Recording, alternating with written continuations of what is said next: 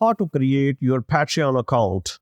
Hello everybody, welcome to my channel Complete Tutorials. In this video, you will learn how to create your Patreon account. Visit Patreon website, click on the Get Started button at the top right corner. Here, choose to continue with Google, Facebook, or Apple ID. Next, enter your page name.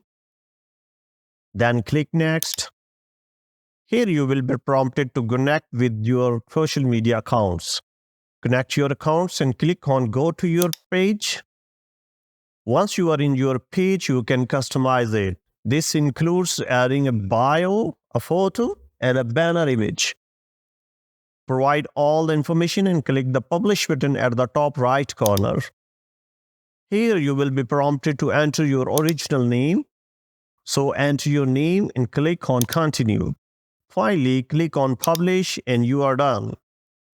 That's all. Don't forget to give a thumb up, subscribe, and click the notification bell.